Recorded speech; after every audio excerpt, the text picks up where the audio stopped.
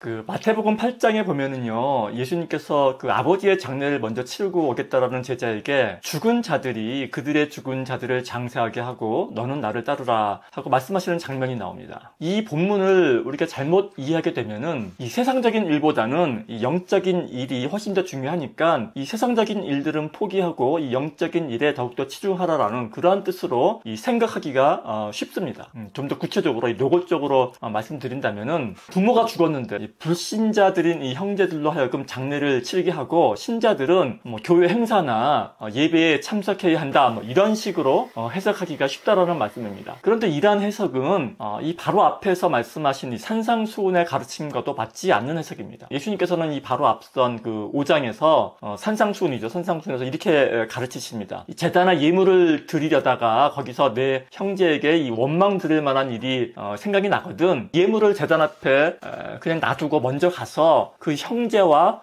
이 화목하고 난 이후에 그 후에 예물을 드리라고 우리에게 말씀하신 바 있기 때문입니다. 제단한 예물을 드리는 그런 영적인 일보다도 이 형제와 원망 들을 만한 일들을 해결하는 것이 먼저라고 그렇게 말씀하신 것입니다. 그렇다면 도대체 오늘 우리가 함께 읽은 이 본문 말씀이 전하고자 하는 바는 무엇일까요? 영적인 일을 위해서라면은 가족의 장례와도 같은 그런 세상적인 일은 무시해도 된다는 그런 말씀일까요? 그렇다면 이 앞서 이 산상수훈 말씀에서 그 예배에 참석하는 그런 일보다는 그 이웃과 먼저 화해하는 그러한 일이 먼저라는 그 예수님의 말씀은 우리가 또 어떻게 해석을 해야 하는 것일까요? 이러한 의문점, 이러한 문제를 해결하기 위해서는 먼저 우리는 이 본문에 나와 있는 죽은 자를 장사한다라는 것이 과연 어떠한 일인가를 먼저 생각해 볼 필요가 있습니다. 이 장례식이라는 이 행사는 지극히 세상적인 의례입니다. 우리가 흔히들 이 관훈상자라고 하죠. 뭐 결혼식이나 장례식 이런 일들은 지극히 이 세상적인 일입니다. 우리가 이 장례식을요, 이 종교적 행사라고 생각하기 쉬운데 그 이유는 이 장례식을 평소 고인의 종교에 따라서 이 종교적으로 치르기 때문에 우리가 하는 그런 오해입니다. 그러나 실제로 이 장사 지내는 일은 이 종교와는 별다른 상관이 없습니다. 왜냐하면 이 종교가 없는 분들도 아무런 이 종교적인 어떤 의식이 없이 이 장례를 치르기 때문입니다. 마치 신앙이 없는 일반인들이 결혼식을 할 때 이 교회가 아닌 호텔이나 이런 데서 예식장이나 이런 데서 이제 그 예식을 치르듯이 그렇단 말씀입니다. 그렇다면 지금 예수님께서는 이 장례식이 세상적인 의례에 불과하기 때문에 예수님을 따르는 그러한 이 거룩한 일에 비하면은 별거 아니기 때문에 무시해도 된다. 그런 말씀을 하시는 걸까요? 그래서 이 다른 사람도 아닌 아버님의 장례를 먼저 치르고 오겠다라는 제자의 부탁까지도 그렇게 거절을 하시는 걸까요? 만일 그런 것이 기독교의 가르침이라면은 적어도 우리나라에서는 기독교가 이 좋은 소리를 듣기는 힘들 것입니다. 제가 결론부터 말씀드리자면은 오늘 본문의 이 말씀은 전혀 그런 뜻이 아닙니다. 오늘 이 말씀은 예수님께서 당시에 유대인들의 장례 의식이 그들의 잘못된 종교관, 그들의 그릇된 믿음에 의해서 오해되어지고 있는 이 현실을 바로 잡으신 그런 말씀이라고 볼 수 있습니다. 이게 무슨 말씀인지 유대인의 장례 절차를 우리가 한번 살펴보면은 이 말이 무슨 의미인지 쉽게 알 수 있을 것 같습니다. 이 1세기에 유대인들의 장례법에 따르면은 유대인들은 이 사람이 죽은 것이 확실시 되면은 그 죽은 시신을 그 가족 무덤으로 옮겨서 장사를 지냅니다. 근데 우리처럼 이렇게 3일 동안 장례를 치르면서 생전에 알았던 그 가족들이나 사람들이 여유 있게 장례를 함께 치르도록 그렇게 배려를 하지 않습니다. 하루 이상을 넘기는 일이 없다고 합니다. 만일 장사를 지낼 수 없는 이 밤에 사망을 했다면은 그 다음날 바로 장사를 지내버리지 결코 이 두 밤을 넘기지 않는다고 합니다. 그 이유는 이 시체를 밤새도록 두지 말고 당일에 장사하여 하나님께서 기업으로 주신 땅을 더럽히지 말라라는 그러한 이 신명기 말씀에 이 근거를 하고 있기 때문입니다. 만약 예수님의 제자가 이 부친의 죽음 소식을 집에서 조금 멀리 떨어진 곳에서 들었다면 그가 집으로 돌아갈 즈음에는 이미 그 부친의 장례는 끝났을 것입니다. 이 아들이 집으로 돌아올 때까지 기다리지 않고 그 즉시 장례를 지내기 때문입니다. 이처럼 유대인들은 아들이라도 그 가족이 참석하든 말든 그날 당일에 그 장례를 끝내고 마는 것입니다. 하나님 말씀은, 율법의 말씀을 지켜야 하는 그 종교적인 의무가 훨씬 더 중요하다라고 생각하기 때문입니다. 하지만 그보다도 더 중요한 이유가 있는데, 그게 뭐냐면은 죽은 자가 1년이 되는 날에 다시 그 무덤을 찾아가는 날이 훨씬 더 중요하다고 합니다. 그 유대인들의 장례의식을 살펴보게 되면은, 유대인들은 우리처럼 이렇게 땅을 파서 시신을 매장하는 것이 아니라 바위를 파서 만든 그 바위 무덤 안에 시신을 집어넣는 거죠. 그러니까 시신을 안치하는 겁니다. 그리고 나서 1년이 지나고 나면 그 죽은 자의 육체가 이제 다 썩어지고 말라지고 그 뼈만 남게 되는데, 이때 그 1년 뒤에 가족은 그 죽은 자의 뼈를, 그 말라빠진 그 뼈를 수습하기 위해서 다시 방문을 한다고 합니다. 그래서 이제 그 돌로 만든 석골함을 마련해서 그 석골함에 담습니다. 이때 이 석골함에, 유골함에 그 죽은 자의 이름을 새겨 넣기도 한다고 합니다. 이렇게 장사한 지 1년 뒤에 그 석골함이, 유골함이 완성이 되면은, 그때서야 비로소 이 살아남은 가족은 그 죽은 자를 위한 그 장례의 모든 그 의무를 마치게 된다라는 것입니다. 유대인들은 이 1년 뒤에 이 장례 절차를 두 번째 장사라고 부르며, 이 죽은 당일 치르는 장례 의식보다 훨씬 더 중요하게 의미 있게 여긴다고 합니다. 그러니까 이런 사실을 미루어 본다면은, 이 본문 속에 그 아버님의 장사를 치르고 오겠다라는 그 예수님의 그 제자의 요청은, 그러니까 이런 유대인들의 장례 관습을 살펴본다면은 그 당일이 아닌 그 두 번째 장사에 한번 다녀오겠다, 두 번째 장사가 있기 전까지의 그 필요한 시간을 요청한 것이라고 볼 수 있다는 것입니다.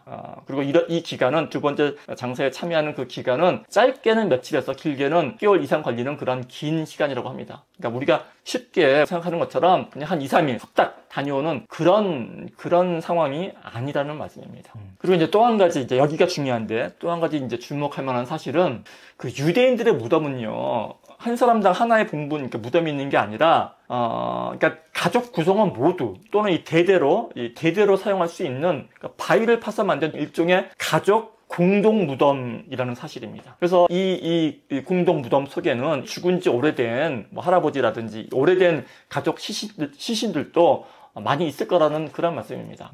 그래서 예수님께서 말씀하신 죽은 자들로 그들의 죽은 자를 장사하게 하라라는 이 말씀은요, 그 죽은 자들의 사후 세상에 대해서는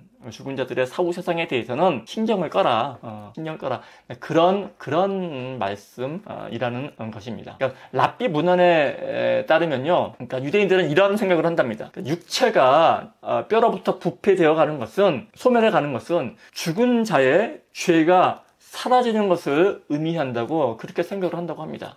그래서 유대인들은 시신을 그 바위 무덤 속에 그 집어 넣어 놓고 다 부패돼서 이 마른 뼈만 남을 때까지 기다렸다가, 그러니까 1년을 기다리는 거죠. 기다렸다가 그 유골을 석골함에 담는 이 두 번째 장례의식을 보다 더 중요하게 여긴다는 것입니다.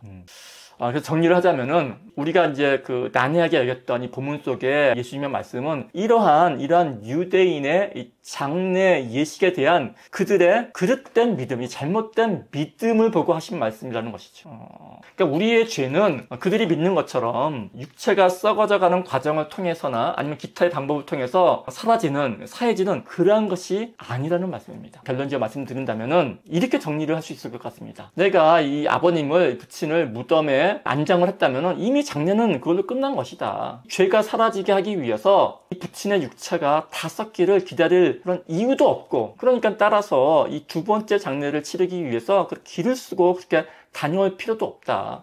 그렇게 한다고 해서 너희들이 믿는 것처럼 그렇게 죄가 사해지는 것이, 사라지는 것이 아니기 때문이다. 너는 이미 이 죽은 부친에 대한 이 자식으로서의 의무를 다 행했으니 가서 하나님의 나라를 전파하거라. 가족 무덤에 있는 죽은 조상들이, 이미 안치되어 있는 가족 무덤에 있는 죽은 조상들이 너의 죽은 부친을 장사하게 하고 너는 다만 나를 따르라.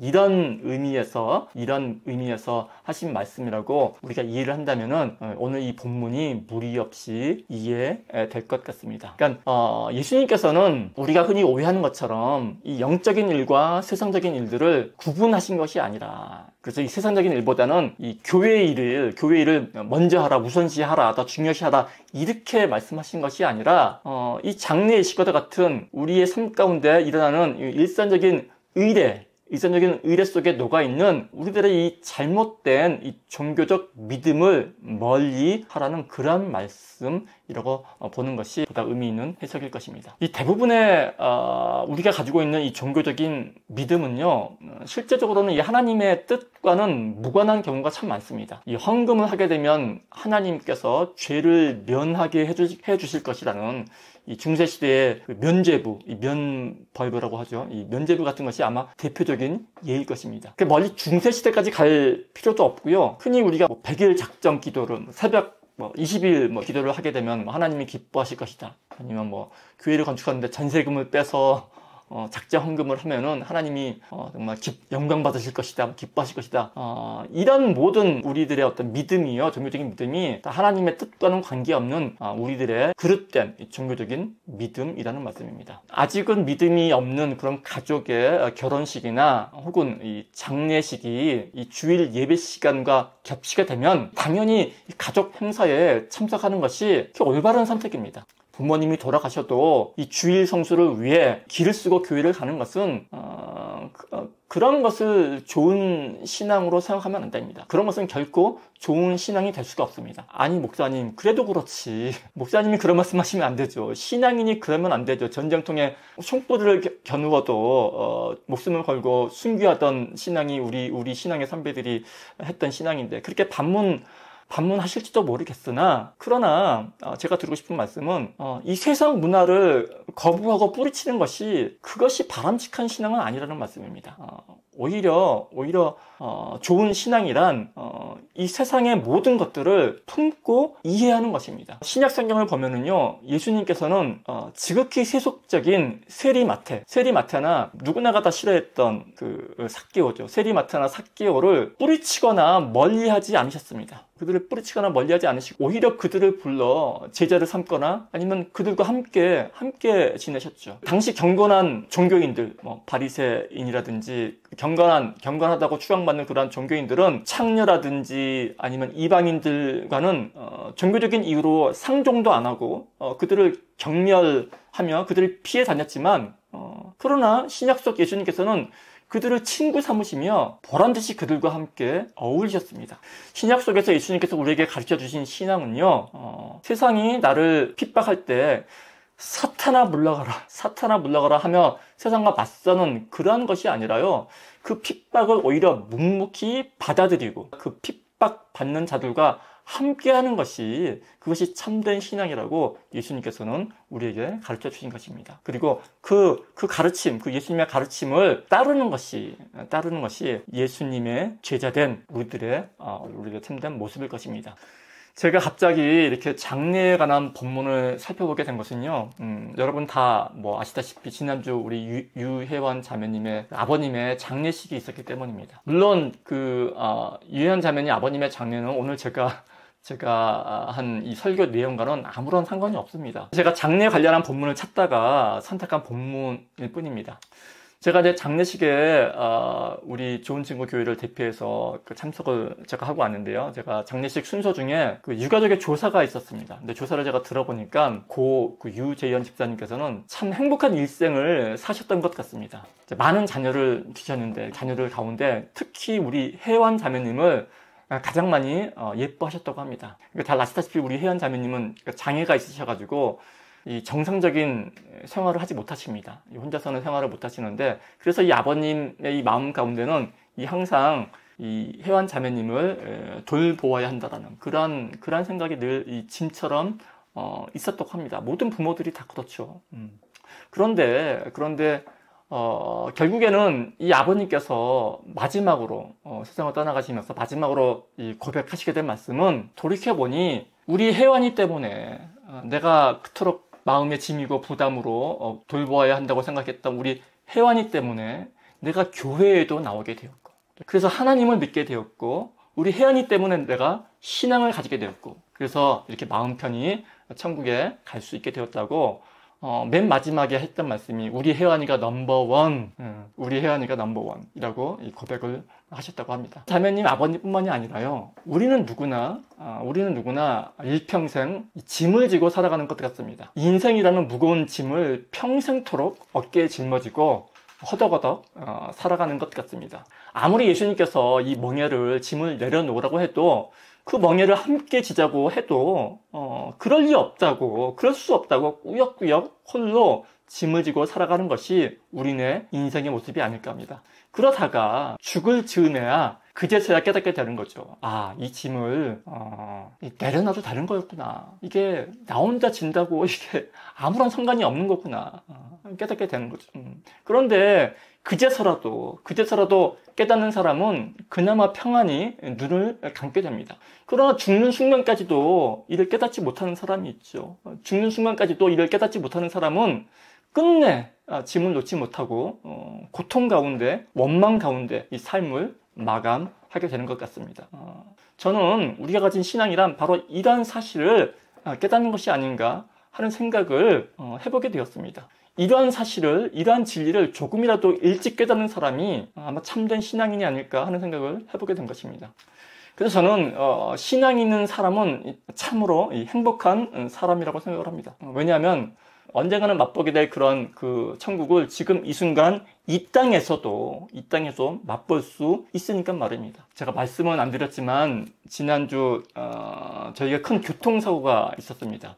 다행히 다른 차나 뭐 사람을 친 건 아니었고 저 또한 어디 뭐 크게 다친 것은 아니었지만 에어백이 터지고 이제 차가 거의 이제 완파가 된 그런 큰 사고였습니다. 사고 후에 한 며칠 동안 막 가만히 있어도 심장이 막 빨리 뛰고요. 이게 막 말을 시켜도 말이 잘 안 나오고 그런 트라우마 증세를 한 2, 3일 제가 겪었던 것 같습니다.